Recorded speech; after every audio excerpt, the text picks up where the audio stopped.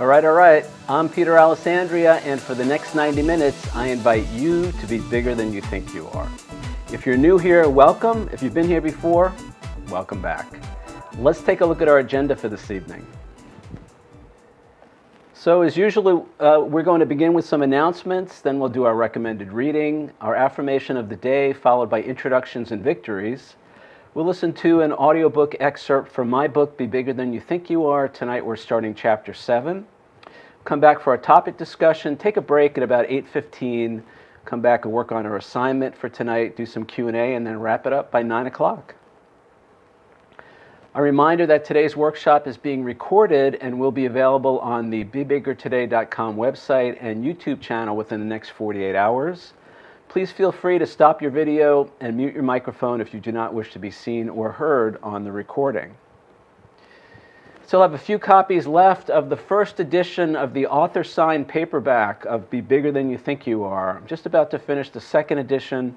You can get a copy of the first edition with a discount code of 20% by using Workshop 20 at checkout at BeBiggerToday.com/book. Also, while you're there, check out my New York City photo book, New York Cityscapes. This is a collaboration between myself and 6 other New York City area photographers. We each have our own unique take on the Big Apple, the skyline, and the landmarks that make New York City so great.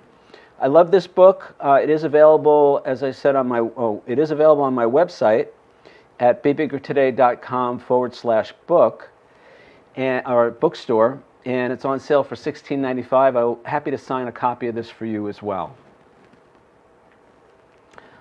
Also, last week's on the pre-order for the Be Bigger Than You Think You Are audiobook. This is second edition, available for pre-order now at $9.99.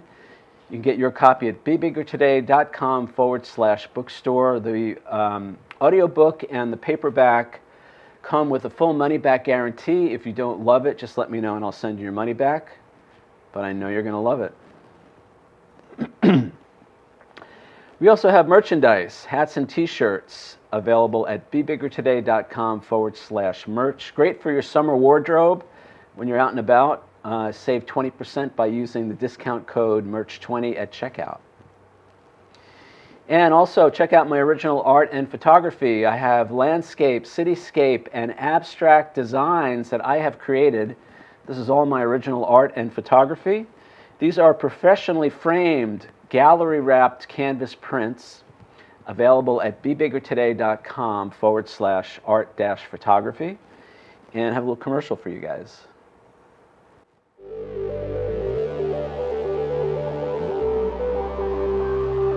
Peter's photos and abstract designs are uniquely beautiful, one-of-a-kind works of art.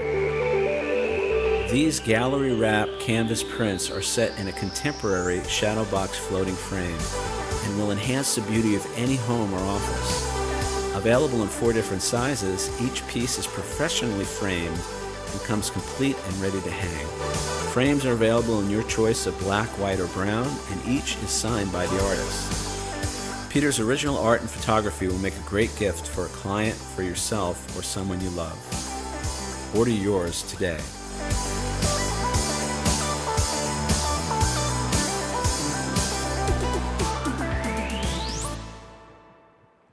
So those really are beautiful prints, well framed and all that. They make a great addition to any home or office.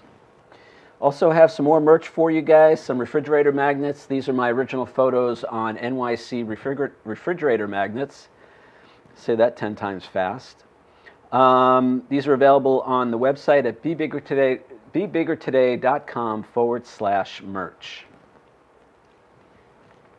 My latest podcast is up. This was an interview that I did with Richard Dugan on his Tell Me Your Story podcast. Richard has been in the broadcast industry for about 25 years. Great guy. We had a great conversation.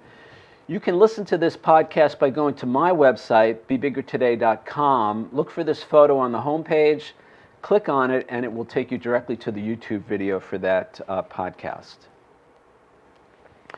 And I'm available for one-on-one coaching and or corporate consulting. If you're a creative person, a writer, a photographer, some kind of an artist, or if you have a company or work for a company and would like me to come in and speak to your sales team, your management team, on how they can be bigger than they think they are, reach out to me through the website at bebiggertoday.com and we'll set it up. And finally, I'm accepting donations. I'm looking for support to continue to offer this workshop at no charge and keep it open to everyone. We have a suggested donation of $5 per week or $20 per month. You can send your contribution to me at PayPal, via PayPal at paypal.me/Peter Alessandria, all one word. And thanks so much for your support. All right, so we're going to kick off the workshop tonight with our recommended reading. Tonight's recommended reading is The Power of Your Subconscious Mind, written by Joseph Murphy. This book was first published in 1963. Now, I'm familiar with Joseph Murphy's work, but this was the first book that I actually read or listened to, and I just found it recently. And this is a great, great reminder of the power of our mind, the power of thought, the power of focus, the power of intention, and how we can change all aspects of our lives by changing our mind. So he gives a ton of examples, real-life examples of people who healed themselves from illnesses, people who resolve conflicts in their relationships, people who improve their business, improve their talents or skills or abilities by harnessing the power of the subconscious mind. Now, let me give you the publisher's blurb on this. The Power of Your Subconscious Mind, one of the most beloved and best-selling inspirational guides of all time, shows how changing your thought patterns can produce dramatic improvements in your life.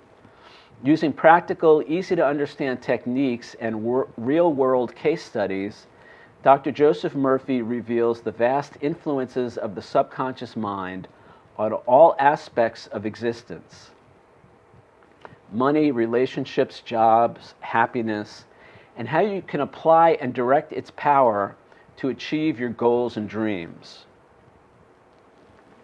So, if you've been attending these workshops for any amount of time, or if you've read my book, you know that I'm a big believer in reprogramming our mind.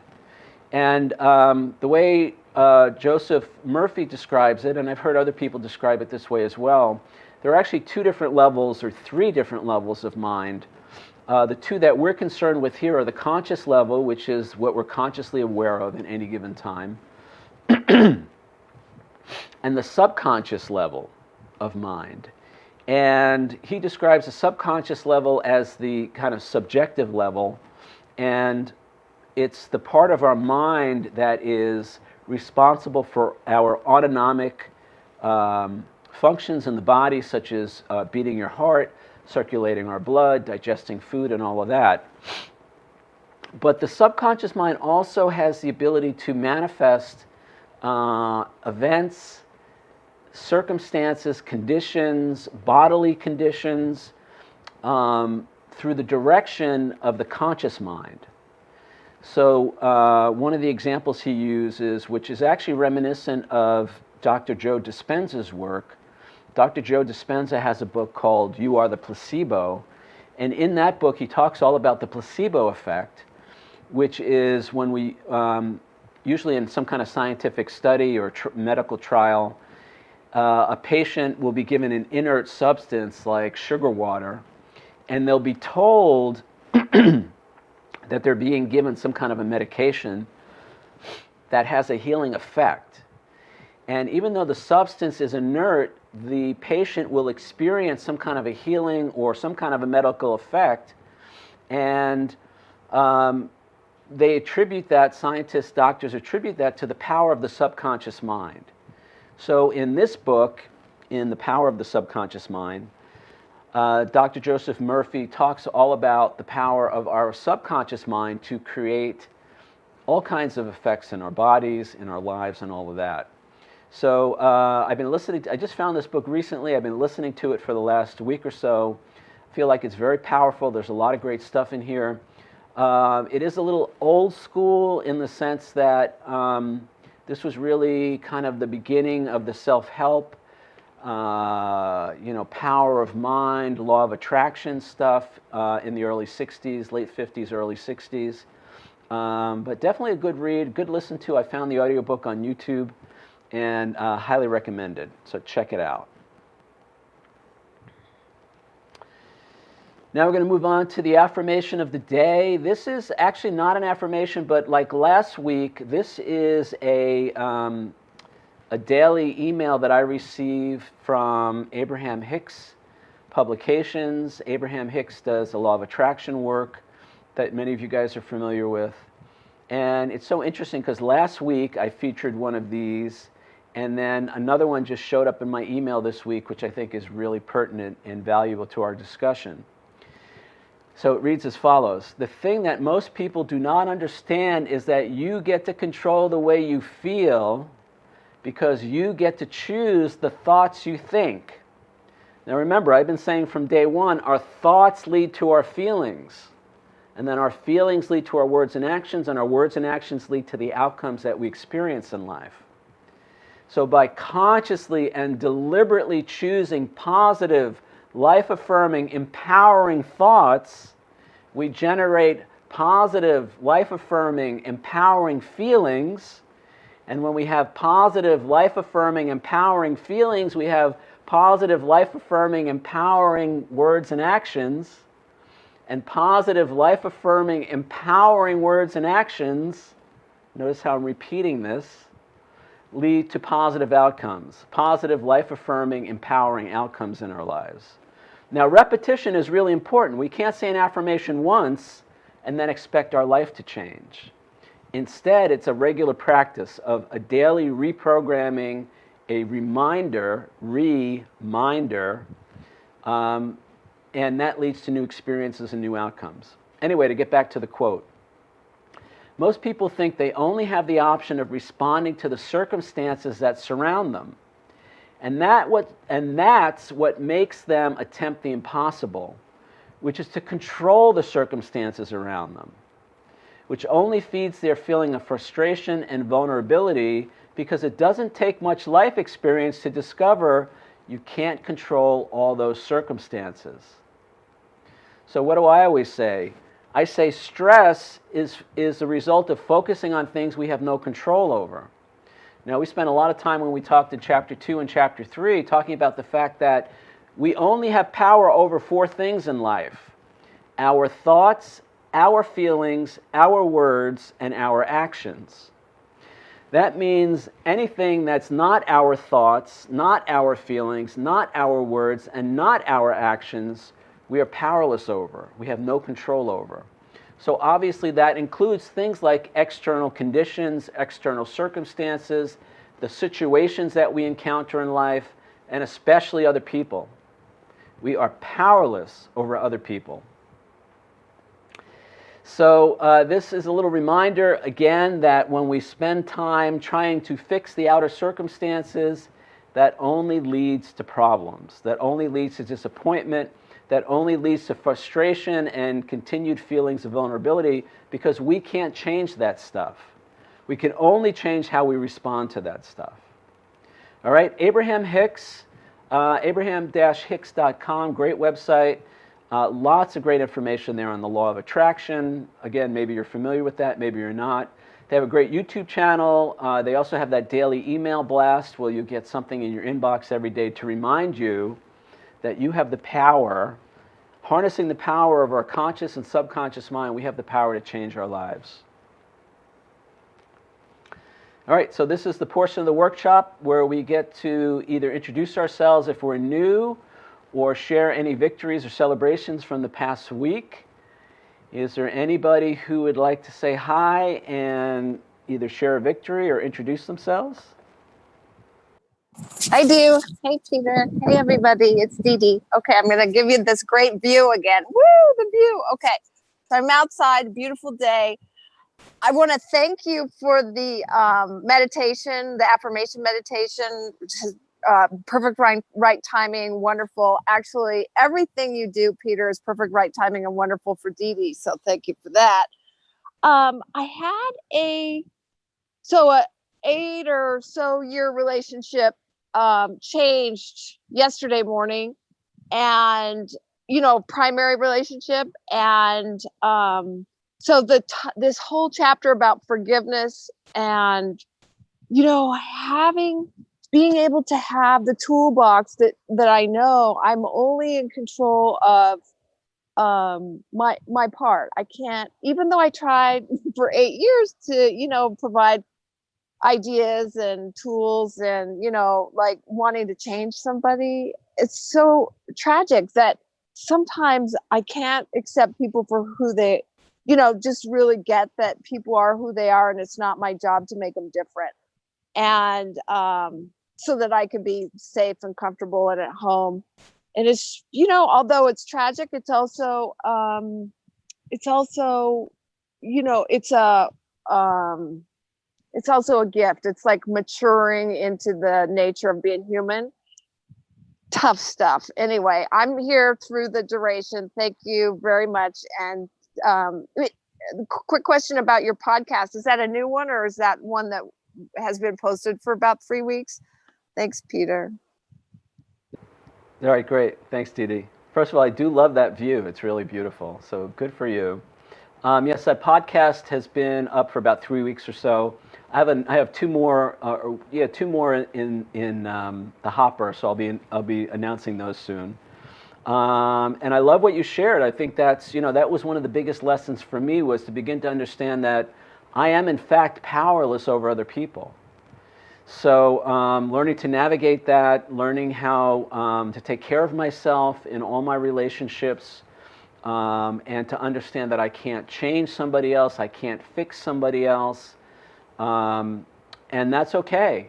And we're going to be moving into the discussion of forgiveness tonight. I can accept other people, I can even forgive other people, but it doesn't mean I have to continue the relationship with them. It doesn't mean I have to live with them.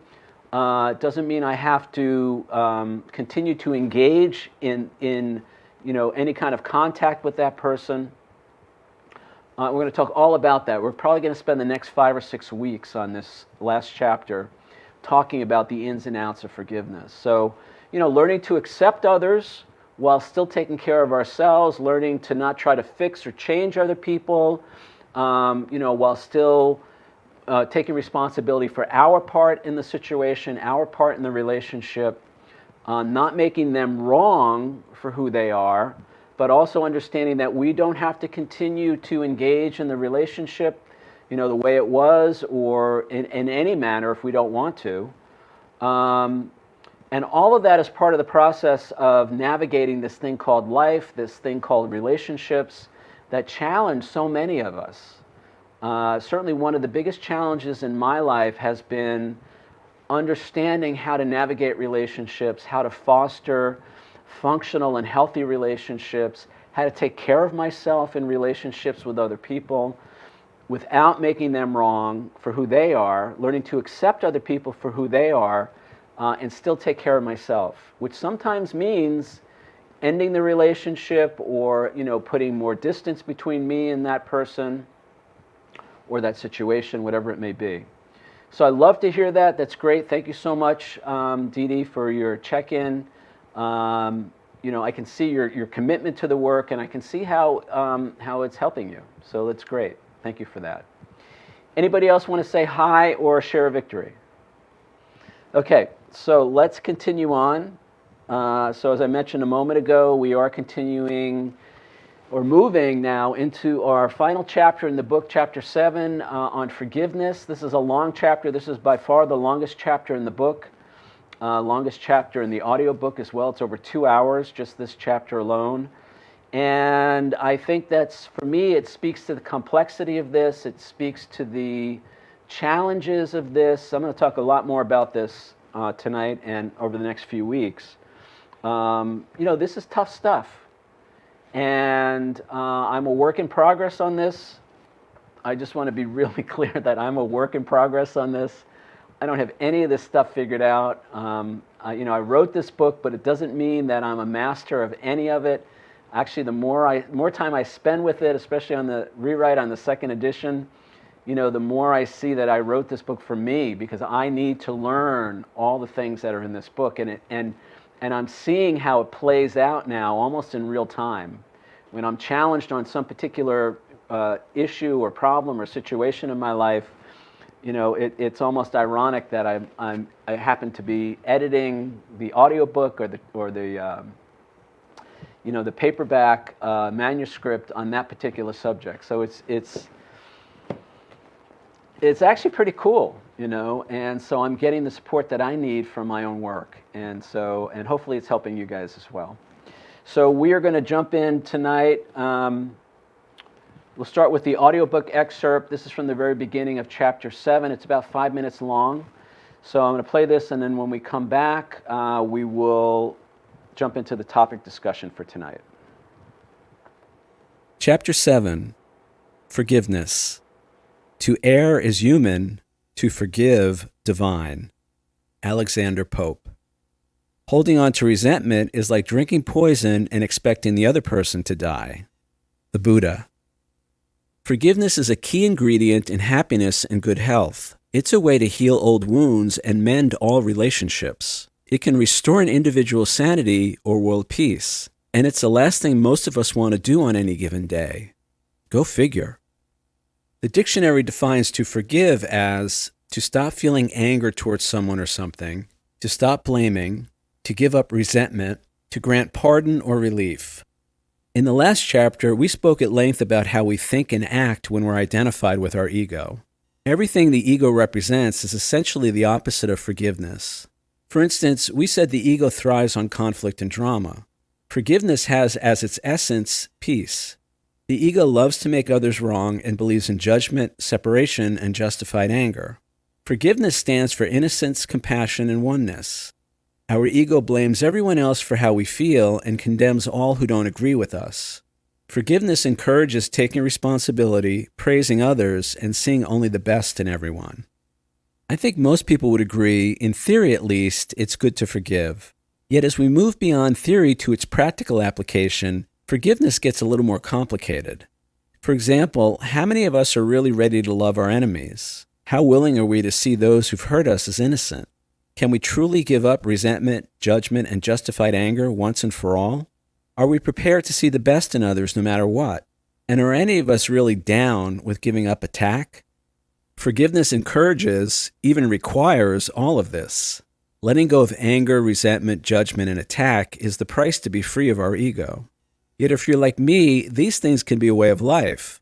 For example, it's almost impossible for me to go anywhere on any given day without blaming or judging someone for something. And now I'm saying we got to give all this up? Yep, I'm saying exactly that. We got to give it all up. But only if we want joy, connection, prosperity, and health. Only if we want our family, friends, and coworkers to feel safe and loved in our presence. Only if we want nations to peacefully coexist with nations and races to peacefully coexist with races. Now, if all that wasn't enough, take a look at this definition of forgiveness. A conscious, deliberate decision to release feelings of resentment or vengeance toward a person or group who has harmed you, regardless of whether they actually deserve your forgiveness. Really? Are you kidding? Who lives this way? You and I, or at least we're invited to. The big lie. The ego tells us we can love a little and hate a little. We can attack sometimes and heal at other times. We can be angry today and forgiving tomorrow. But the reality is this is an all or nothing proposition. We either love unconditionally or we're not loving at all. Love and judgment, peace and anger, innocence and guilt may appear to coexist for a time, but they're actually all mutually exclusive. Eventually one undoes the other. The big problem with forgiveness is, as I mentioned in the last chapter, many of us rely on anger, judgment, and attack to protect ourselves and or to feel safe and in control. So if forgiveness means giving all these things up, well, you can see the problem. I'm guessing there are a lot of people who don't know how to feel safe without anger or in control without judgment. They don't know who they would be without sarcasm, resentment, or blame. We said previously that unconditional love means loving someone when we least like who they're being. Forgiveness means the same thing, with the added twist that the ones we're forgiving may have actually caused us or our families harm. Thus, while we pay lip service to the idea that it's better to forgive than attack, for many of us, this is a 180-degree reversal of how we currently live. And even if, as individuals, we're able to forgive certain people at certain times, consider this on a global scale. Are we really ready to forgive those nations or peoples who have hurt us or who mean us harm? Okay, now that I've got your attention, let's back things up a bit.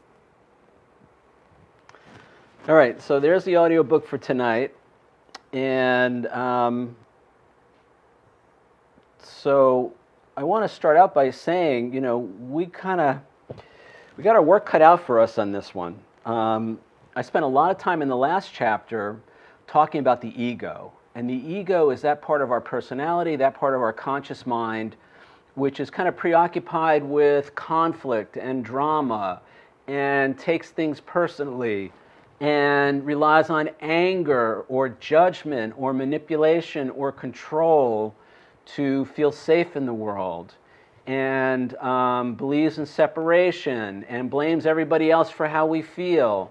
All the stuff that gets in the way of functional, healthy, happy relationships and a productive life, quite honestly. And we talked about the effects of judgment. We talked about the effects of anger. We talked about the patterns of thinking that contribute to all of that. And I preceded the discussion of forgiveness with the discussion of the ego, because that's what we have to overcome to truly practice forgiveness. I'm going to have a lot to say in the coming weeks about what forgiveness is and how it works and how we can get there. But I wanted to start off the discussion tonight with, number one, again, the recognition that it's the ego that is undone. So as I said in the audiobook tonight, we're talking about giving up judgment. We're talking about giving up justified anger. We're talking about giving up blaming other people for how we feel. We're talking about seeing ourselves not as victims, but as people, responsible people who have a part in every situation in our lives. And as I look around the world, and as I look around my own life, again, I'm a work in progress on this. There's lots of agreement that we can blame other people for how we feel. It's other people's fault that we're in the situation we're in, that we feel the way we feel.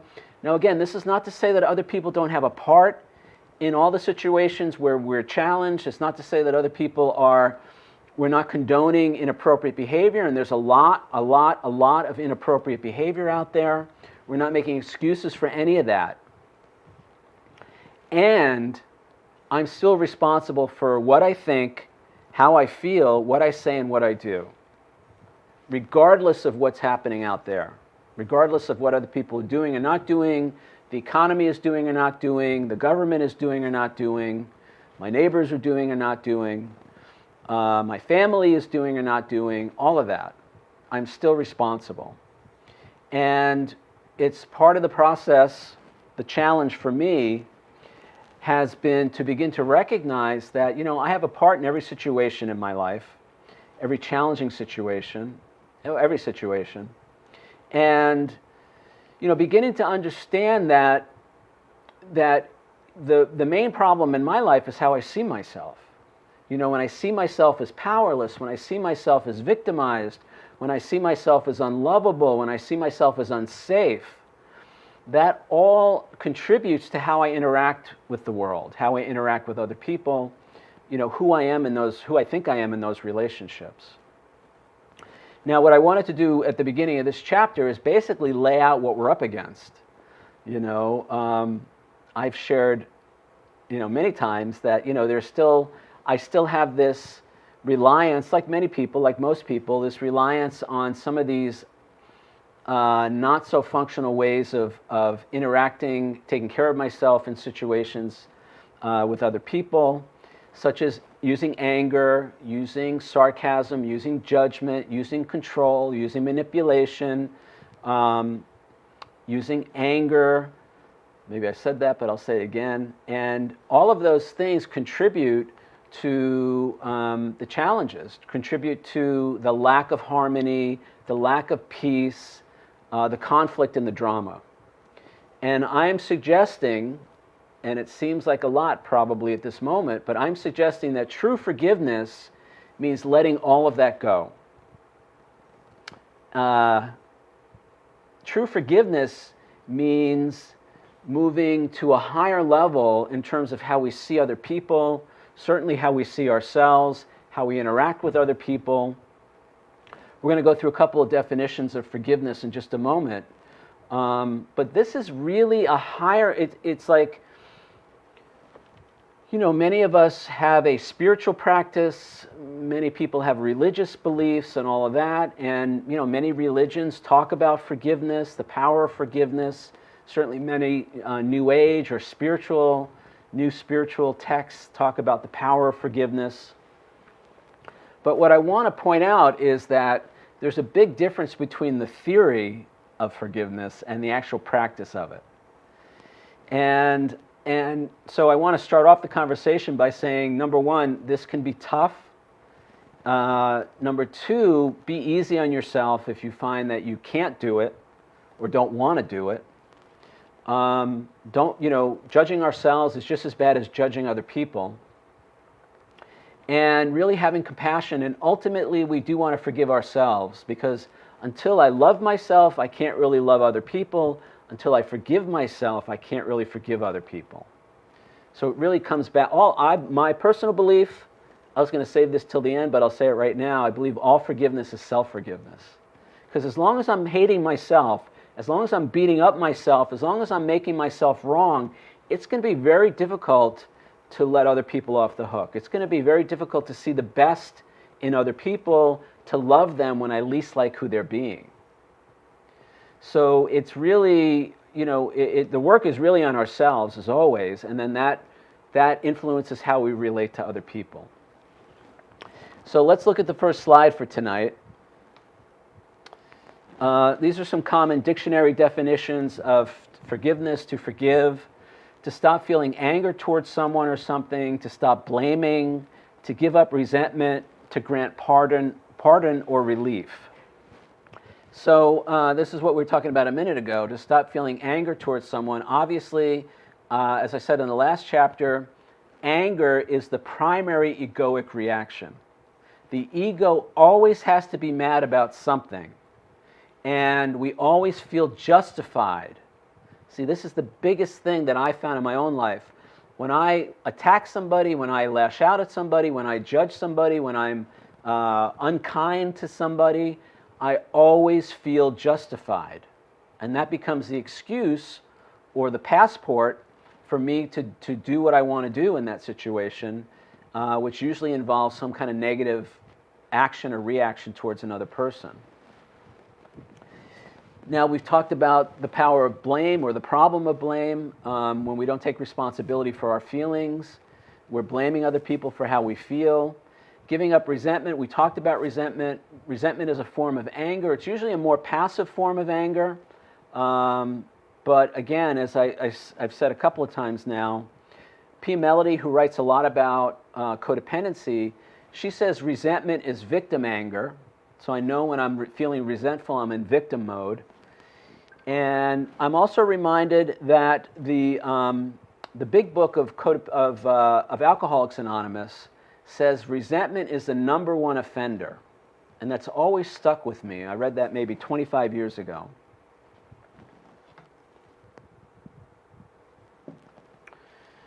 So, we want to be really conscious, really aware of when we're in resentment. And again, that's part of our egoic makeup. We default in many situations to feeling resentful of other people. It's an expression of powerlessness, and I think it's a form of anger, and so it creates many more problems than it solves. And then the last part of the definition, to grant pardon or relief. Now, again, something that I mentioned in the audiobook tonight, we rely on anger, we rely on judgment, we rely on control, we rely on manipulation, we rely on resentment to take care of ourselves. when we feel threatened, when we feel attacked, when we feel unsafe, when we feel powerless. Remember my definition of fear from chapter 4. Fear is an emotional response to a perception of ourselves as powerless and or unlovable in a given situation. And then in chapter 5, or maybe chapter 6, we said fear always precedes anger. So if I'm lashing out in anger, I'm really lashing out because I'm afraid, and I'm afraid because of how I see myself in that situation. I see myself as powerless and or unlovable. This is, I don't hear a lot of people approaching the problems of life from this place. It's always somebody else's fault that I'm angry. It's always somebody else's fault that I'm afraid, and that's what creates the powerlessness. That's what creates the problems. That's what creates the conflict and the drama. So when we talk about giving up anger, we have to find another way. Now, I'm going to spend a lot of time, another way to take care of ourselves. If we're relying on resentment, anger, blame, judgment, and all of that to take care of ourselves, if forgiveness suggests that we have to give all that up, or we have the opportunity to give all that up, then we need to replace that with something. We need to find another way to take care of ourselves. And in a couple of weeks, we're going to start talking about boundaries. For me, boundaries are the primary way that we take care of ourselves in our relationships with other people. And, with the circumstances of life, too, to a certain extent.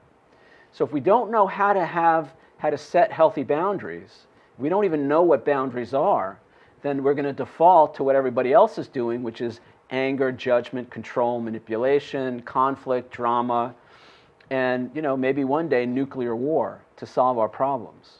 I mean, that's how bad it's getting. That's where we're headed with all of this, in my opinion.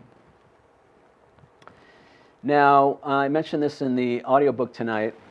Another definition of forgiveness is a conscious, deliberate decision to release feelings of resentment or vengeance toward a person or group who has harmed you, regardless of whether they actually deserve your forgiveness. Now just sit with that for a minute. Even now when I read this and when I think about this, it's like, you gotta be kidding me. Who lives this way? Is it possible to live this way? To consciously and deliberately release feelings of anger, resentment, vengeance to somebody who's actually harmed us. This is tough stuff. Now, for me, I have to go. I have to go to kind of a spiritual solution. My human, egoic, human point of view on all of this does not really welcome this, and so I spent a lot of time trying to elevate my consciousness, trying to elevate my awareness, trying to see a bigger picture. Now, what's really interesting is I'm a student of A Course in Miracles. I've talked a lot about the Course. Course in Miracles, you can find it online, acim.org, great website. They actually now have a complete version of the Course, which is like 1,200 pages, online on the website. So you don't even have to buy the book. And Course in Miracles says, our primary function in this life, in what we experience as this lifetime, is forgiveness. That's our purpose for being here. We came here to have the experience of forgiveness, of learning to forgive. Forgiveness is a form of love, and so it's why we're here. We're not here to make money. We're not here to raise children, although raising children gives us lots of opportunities to practice forgiveness. We're not here to, save the world or make have an impact on the world. Although again, teaching through our example, teaching forgiveness has the potential to change the world, in my opinion. So I want to plant the seed that maybe there's something much bigger going on. Maybe it's not obvious, perhaps, and maybe this idea that our sole and primary function is forgiveness. Maybe we can begin to look through the world through that lens. All right. So a conscious and deliberate decision to release feelings of resentment or vengeance toward a person or group who has harmed you, regardless of whether they actually deserve your forgiveness. Now, again, I'm getting a little ahead of myself, but one of the basic premises that I put forth in the book and that we're going to be talking about over the next few weeks with regard to forgiveness is that forgiveness is something we do for ourselves. Forgiveness is not something that we do for the other person. In fact, as you'll see in a couple of weeks, most of the time, the other person doesn't even know that we've forgiven them. Maybe it's obvious, maybe it's not, but in many situations, the last thing you want to do is walk up to somebody and say, you've done something terrible or harmful or whatever, and I forgive you. Because the other person may not see it that way. They may not see themselves as needing to be forgiven. And we're going to talk all about why that's true.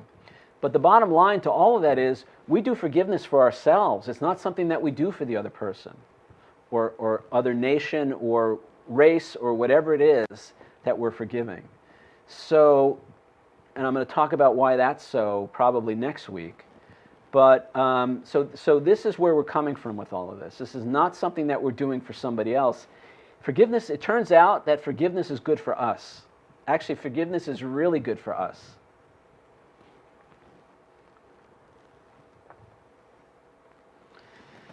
So again, this is from the audiobook tonight. How many are ready to love our enemies? How many of us are ready to love our enemies? How many of us are willing to see those who've hurt us as innocent? Can we really give up resentment, judgment, and justified anger? And are we prepared to see the best in other people no matter what they've done? This is what we're up against. All right? And I really wanted to kind of make it clear up front that we got our work cut out for us. Again, the ego, our ego, we know we're in our ego when we are assigning guilt.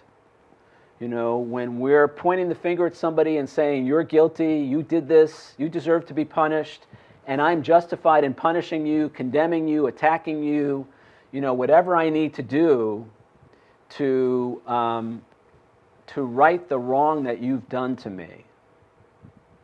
So be on the lookout for judgment, for guilt, for condemnation, justified anger, retaliation, attack, revenge. Because all of that is antithetical to forgiveness and ultimately, as we'll see, antithetical to our happiness and our well-being.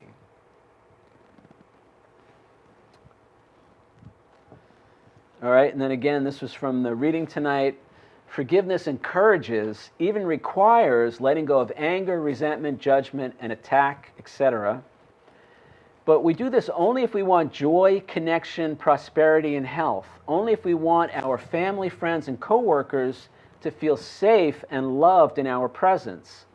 Only if we want nations to peacefully coexist with nations and races to peacefully coexist with races. So this is what forgiveness is about. We ultimately, we have to make a decision. We have to make a choice. And, are we going to release somebody? Are we going to forgive somebody? Are we going to overlook their wrongdoing and see the best in them? Now again, for anybody who's getting a little antsy right now, this doesn't mean that we're condoning other people's bad behavior. It doesn't mean we have to put ourselves in harm's way. It doesn't mean it's our job to make it okay for other people when they've done something unloving or unkind to us. We don't even really have to feel compassion for other people if they've harmed us. But eventually and ultimately, in my opinion, based on my experience, and I'll talk about why this is so over the next 5 weeks, 6 weeks, true forgiveness is about releasing, letting go, overlooking, what we think other people have done to us. And while also taking care of ourselves. We can forgive somebody and never see them again. We can love another person and never step foot in the same room with them again.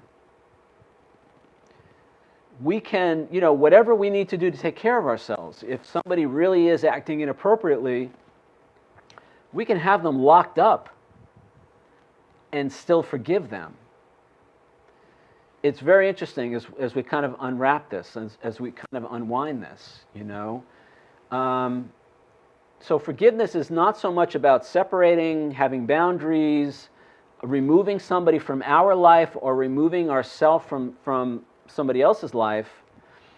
It's more about how and why we do that, the way we do that, what's motivating that. And because we can do all of that with love.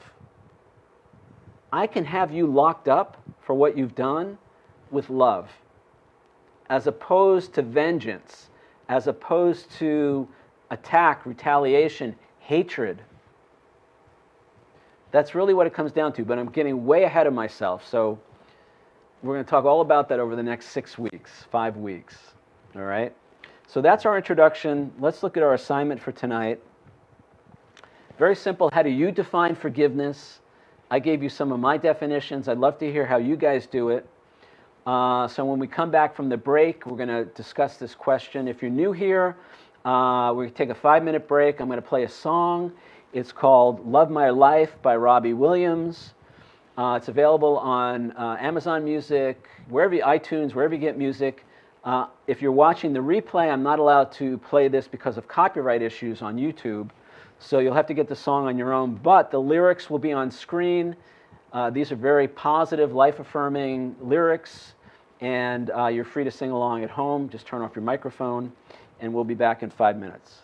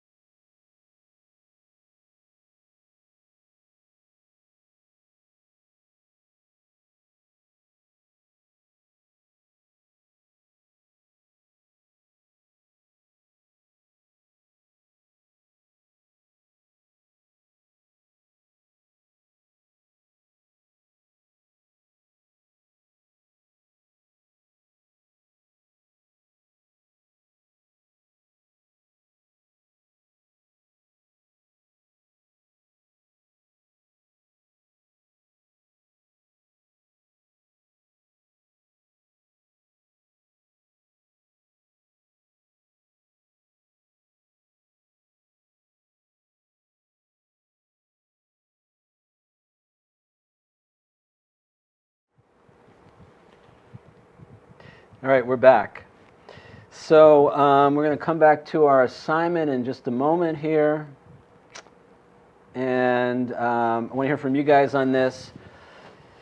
You know, it sounds a little crazy. I'm just thinking about what I said a few minutes ago, you know, about having somebody locked up with, and that's, we can forgive somebody and still have them locked up.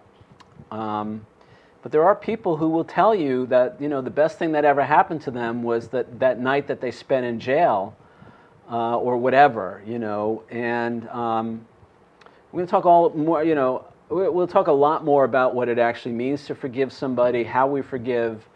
But I guess the point is, you know, this is not what most of us think it is. And so, all right. So stay tuned for that. We'll have a lot more to say about all that. All right, so our assignment for tonight, how do you define forgiveness? Or you could talk about anything that we've discussed so far. Maybe some examples from your own life of how you've forgiven other people or not, or how you've been forgiven. Because that's the other thing too, guys. Actually, let me say this before we move on here, which I hadn't really planned on thinking, but planned on saying. But you know, sometimes we're on the receiving end of forgiveness too. You know, and it seems the more willing I am to forgive. First of all, what I found in my own life is that other people tend to be much more forgiving of me than I am of myself. You know, and so, and I've seen that in the past, and now now that I'm more forgiving of myself, I don't notice that as much because I forgive myself more. And again, forgiveness, it's not about letting even ourselves off the hook, so to speak. You know, we still take responsibility for our actions. We take responsibility for the results of our actions, of our behaviors, the effect that we have on ourselves or other people. We take responsibility for that. We're accountable for that. We set things right. We make amends. You know, we do restitution. You know, whatever we need to do. And, you know, we don't have to hate ourselves for our mistakes. We don't have to beat ourselves up for being imperfect. We don't have to make ourselves wrong for harming ourselves or others. And so, you know, we can give forgiveness and we can receive forgiveness. And again, I just wanted to share that I noticed that, you know, for much of my life, I noticed that other people were much more forgiving of me than I was of myself. And I did give it a specific example a few months ago now, but when I was an attorney, I made a mistake and I was doing some work for a client, and they were my biggest client at the time, and I made a mistake. I screwed something up. And, you know, I had a lot of fear about telling them about it, you know, but I knew that you know, and the truth is they may have never found out, you know. I probably could have pushed it away, and it, you know, it may or may not have ever really been an issue, but I couldn't do that. You know, I was at a point in my own life and in my 12-step recovery and all that where it was really important for me to take responsibility for my mistakes. And so, you know, for a couple of days, you know, it wasn't urgent time-wise, but, you know, for a couple of days I really dreaded, you know, how am I going to do this? What am I going to say? And, you know, because I thought they might fire me. And so what I did is I found out what we needed to do to correct it. I took responsibility for handling that. I told them what the ramifications were. There was a little bit of money involved in terms of my time and my fee, and I agreed to waive that. And then I just called up, you know, the guy I was dealing with was the CEO of this company.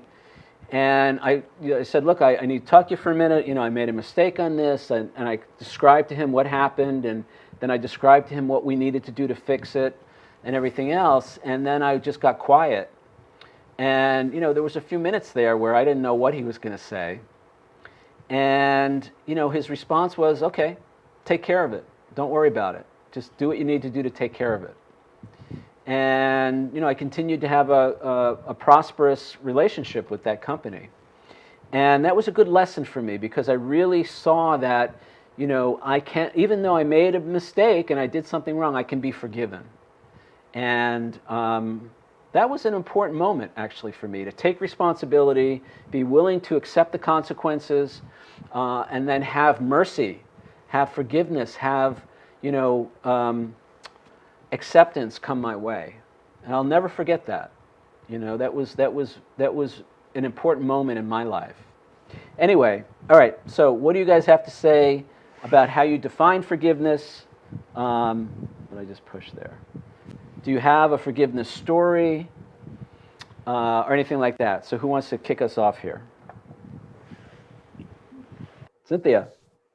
Yes. Forgiveness. I always want to be forgiven. The forgiveness, to give forgiveness to another, is sometimes harder for me. But as I forgive myself, I find that it's easier to forgive others, and sometimes not even to find them having the need to be forgiven. That it's me being more accepting of me, and that I'm human, and that I make mistakes. And I loved your example. And I loved the person that said to you, well, just go about doing what you need to do to fix it and get on with this, and continue to have the prosperous relationship with you that you both enjoyed. So that kind of acceptance of human fallibility seems to be forgiveness in a very real sense. It's grace received and given. And that grace is not necessarily earned, except by the desire to correct a situation where I have missed the mark. In Judaism, it's called, sin is not that, it is missing the mark. And I've missed the mark. And I love the song that we sing, that there are many places, but by continuing to strive to be more accepting of myself and of others, I find that it's easier to live in this world, and that I have less problems than I had previous to that striving to accept myself and others. So the forgiveness is accepting that I make mistakes, that I'm not perfect, and that it's okay to request that someone give me that forgiveness when I am being too hard on myself. I can't give myself forgiveness. But if I ask for another to acknowledge that I've made a mistake, I tell them I've made a mistake. They acknowledge I've made a mistake, and they can say, let it go. And suddenly I'm free. Go figure. So I love this session. Thank you. Great. Thank you, Cynthia. Do you have a specific definition of forgiveness? I know you said grace, the acceptance or giving of grace. Mm-hmm. It's allowing the forgiveness for me is allowing myself to be human and allowing you to be human. And that in doing that it's whatever we've done is human. It's just part of the humanity that we all share. We are all one species, all of us, even though we look so different, tall, short, big, little, short, like little new people and tall, old people. We're all the same species. We are not different. So that giving that which I want to receive is forgiveness, giving it in advance that which I want to receive. Long and involved definition. Right. Well, actually, what I like is, the recognition of oneness or unity. That's a spiritual principle. That's not egoic. Yeah. Our egoic mind does not see oneness, does not see unity, does not see sameness. The focus of our ego is seeing differences, seeing separation. It's kind of the antithesis of that. So we're going to talk more about, the spiritual aspect of forgiveness. But I like that. I mean, that's where I go. That's one of the places that I go later in this chapter, recognizing our oneness, recognizing the sameness that we all share, and elevating that above the differences, elevating that above the prejudice, elevating that above the separation. And again, the ego, the egoic mind, as far as I can tell, at a certain point in our evolution, it was probably really helpful to be suspicious. It was probably really helpful to be not trusting, to have separation, to be selfish. It's another characteristic of our egoic thinking is selfishness. Early on in our evolution, it was probably beneficial to the survival of the species. But we've kind of evolved past that, at least externally and in the way we live. But there's still a part of our mind that goes back to that place and says, no, you're the enemy. You're different than I am, so you must be dangerous. You must be the enemy. And I'm entitled to attack you. I'm entitled to make you wrong. I'm entitled to judge you, condemn you. And especially if we perceive them as having harmed us, taken something away from us, or physical harm. This is tough stuff. I mean, that's why I showed that definition earlier, where, we forgive somebody despite the fact that they've actually harmed us, and despite the fact they may not actually even deserve, quote unquote, deserve our forgiveness. So we're just getting started here. Thank you for that, Cynthia. You want to say anything else? Just thank you. All right, great. Thanks. Who else wants to chime in on our topic tonight? How do you define forgiveness? It's the first night that we're talking about forgiveness, or your own definition or your own experience. Didi. Thanks, Peter. Thank you, Cynthia. Thanks for this workshop. Well, I don't know. I'm just going to say it. I'm here because I'm on a mission for forgiveness. From the beginning of joining the BBT and the workshop, it was clear to me that forgiveness was going to be the medicine that I needed, and not having a clue about it.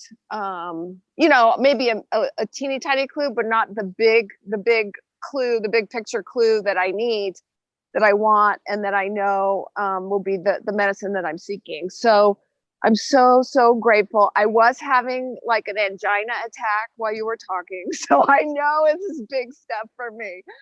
And I know I'm all in, and that I know that I'll have to replay the workshop a few times to be, to really hear everything the way that my personality and ego needs to hear it to get it right.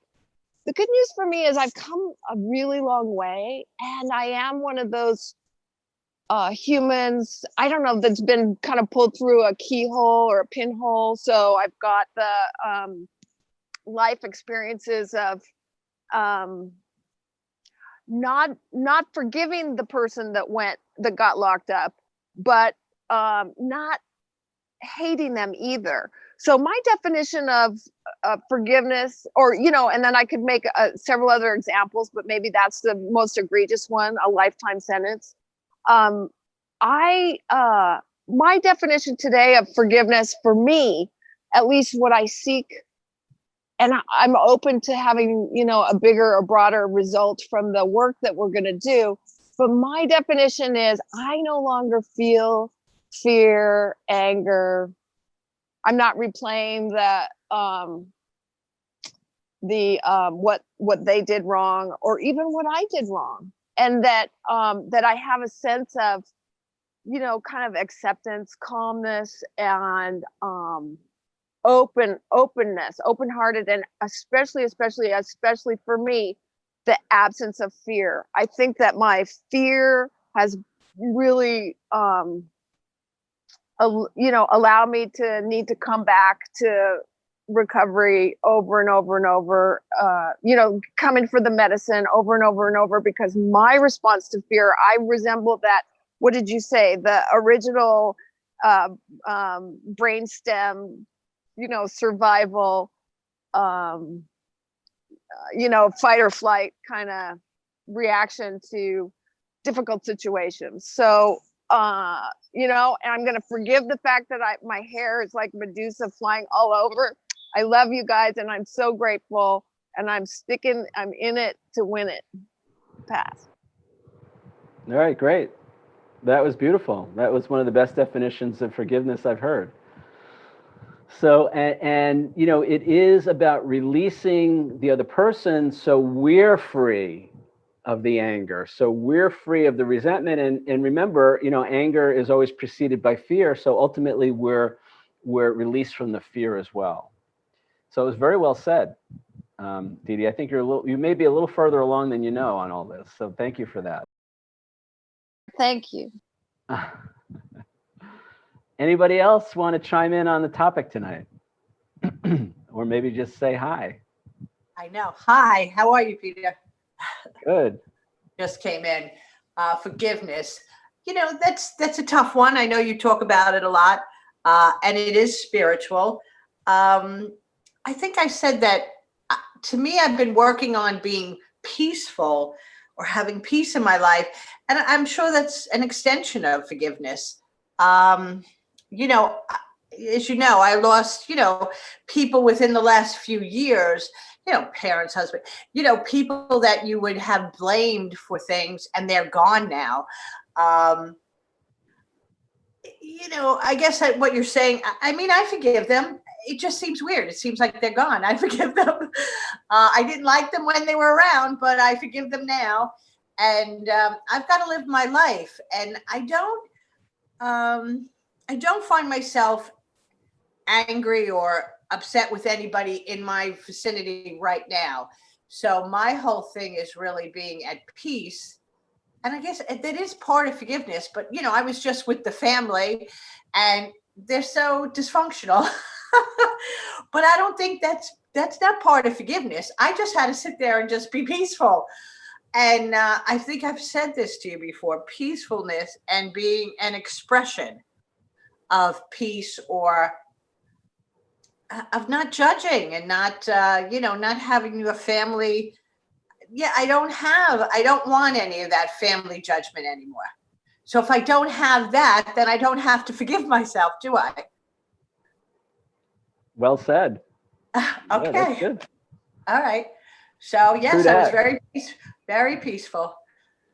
There was one time something, the dog, the this, the that. And I think it was actually Jennifer who created it. And we're all at the table and they're kind of crazy. And I said, and then I just made a joke and I said, well, I'm glad grandma didn't do it, and then everybody laughed. And then we broke the tension, let's put it that way. So that's my purpose. And,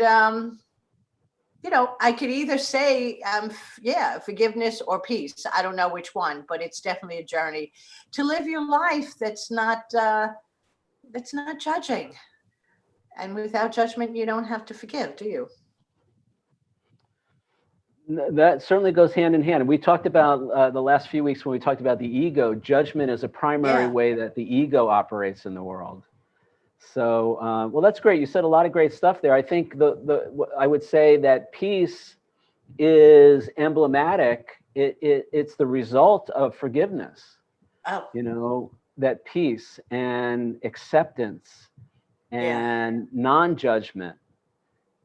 We still take care of ourselves, because people may still be acting crazy, but we don't have to judge them for that. We don't have to make them wrong for that. And as we progress through this chapter, we're going to learn how to take care of ourselves. Right. So, I feel like right now my life is not, with people that are giving, if you want to say, giving me a hard time, or I don't seem to be having those. And you said this a while ago, I don't seem to be having the same reactions or actions that I used to have. So I'm doing something, and maybe part of it. And you're attracting different people and situations as a result. Yeah. So, see, what if we had a part in all that crap that used to come? What if we had a part in attracting that and perpetuating that? Well, I'm sure we did, didn't we? We did have. I'm trying to be nice about it, but yeah. Oh, we did. no, we definitely did. But now I shushed it out the door, so I don't have it anymore. That's great. Or they're gone. Yeah. The other thing that you said that I thought was really interesting is, when somebody passes on, Yeah. and we can't blame them anymore for making our lives so miserable. It's like, Right. it's really interesting to see and to consider, wow, maybe it was me as much as them, or, and again, not to blame ourselves or make ourselves wrong, but just to begin to see that, again, the ego, it's always your fault. The ego is always pointing the finger at somebody, never takes responsibility for how we feel, for what we say or do. And it's kind of a stark contrast when those people that we think are causing us so much misery are no longer physically in our lives. Now what? And noticing that we still have some feelings and we still react certain ways and all of that. So that's great. Yeah. Thank I you don't for know mentioning. what to say about that. Like you said, some people might, I think Dee Dee mentioned, some people might be holding on to things. I'm not holding, once they pass, does it sound terrible, Peter? Once he's passed, I don't hold on to, I don't have to forgive him or forgive myself. It's over. I did the best I could. That's great. Yeah. There are lots of people who, when a spouse passes away or a child or a parent, they hang on to the anger. Yeah. They hang on to the guilt. They hang on to the, it's their fault, and feeling the resentment. Again, resentment, guys, whenever you notice you're in resentment, judgment, resentment, justified anger, that's, and feeling justified in retaliating or attacking, that's ego. That's not forgiveness. So, and again, it's not to say that, they were not jerks. It's not to say that they did everything perfectly, or that they didn't make mistakes, or that they weren't abusive. We're not saying that, and we still have to make a decision. We still got to decide. And that's why you weren't here earlier, Barb, but I said what we're going to discover over the next few weeks is that forgiveness is something we do for ourselves. It's not something we're doing for another person. Even though it looks like we're forgiving them, we're really doing it for us. That's true forgiveness. Okay. So, and in many cases, again, I said this earlier, the other person doesn't even know that we've forgiven them. Yeah. Yeah, here's an example. It's so funny. Something happened. A bunch of things happened tonight, obviously, but she was saying that, there were certain things in your life that you never forget, like you said something really stupid or, and I just thought about it now, because she says these things can haunt you. They wake you up in the middle of the night. And I probably, if I don't know how somebody could do that. It's really hard to forgive yourself for something that wakes you up in the middle of the night. You know what I mean? You just can never get over that you said or did something that was so off color. You know what I mean? But, part of it, that's forgiveness, but that's also, it would probably be very helpful for somebody to just learn how to truly let that go, to never let it wake you up again in the middle of the night. That's another great definition of forgiveness, letting go of things that keep us up, that wake us up in the middle of the night. Ultimately, that's where we want to go. That's what, and what I said earlier too was, ultimately all forgiveness is self-forgiveness. If I haven't truly forgiven myself, I can't truly forgive another person. For either my part in what happened or, the things that I've done over the course of my lifetime. As long as I'm judging myself, condemning myself, crucifying myself, making myself wrong, it's going to be very difficult to let somebody else off the hook. Right. And then it's hard to get people to understand that, but I guess in little increments, I could keep on mentioning forgiveness to people, and maybe they understand, it has to be self-forgiveness, but, to help them get some peace of mind, they need to forgive. And you just can't come right out and say that to them, but, somehow you find the right situation and you got to kind of bring it up sometimes. Good advice. And Well, and even better than that is being, living that in your own life. Yeah. Forgiving yourself. Be the model. Be the example of that. Because most people are not going to, especially, I'm telling you, especially when it comes to forgiveness, The family. most people are not going to sit down and they may, sure, that sounds great, sure, but the minute you leave, it's, so the best thing to do, I think, certainly from what I try to do, is, be an example of that in your own life. Because our actions speak louder than words, and our example, especially with young people, you can lecture them all day long, but unless, I mean, even worse is lecturing them and then, doing something opposite. But, people, again, Course in Miracles says to teach is to demonstrate. So the way to teach others is to demonstrate that, to live it, to have that be who you are. Because people will notice that much more than listening to your words. Right. And wouldn't that be nice if they came out, to you and said, hey, how do you do it? How do you, and then you could possibly explain it to them. That's the best. That happens every once in a while, right? Let them notice and then let them ask. But they may not, they may or may not ask, but they do notice. We do notice, especially, again, I noticed this in my own family situation.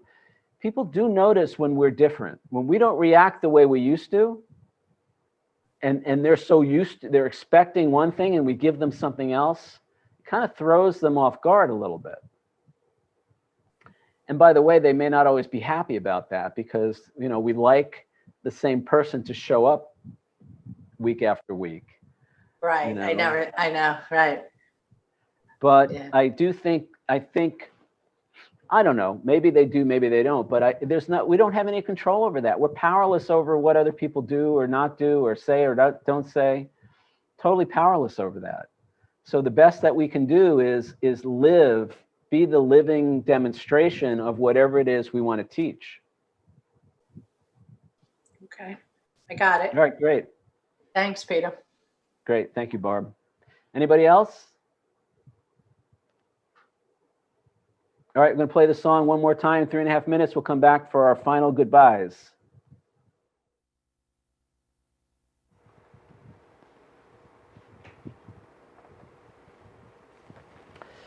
All right, guys, so that's it for this week. Thanks again for being here. Did anybody else, Dee, I know you said you listened to the affirmation meditation. Anybody else have a chance to listen to it? You liked it, Dee?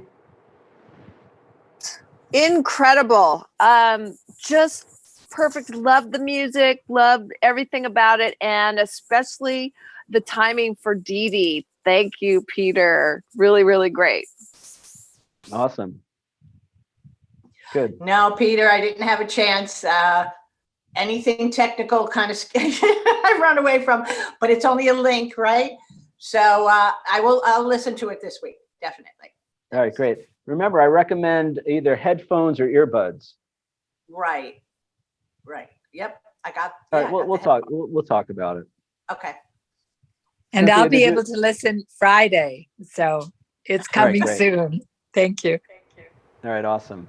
So that might be one of 3. So there's a whole list of affirmations. So, all right, great. So guys, remember, be bigger than you think you are today and every day.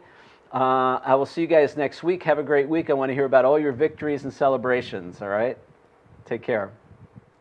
Good night, Peter. Good night.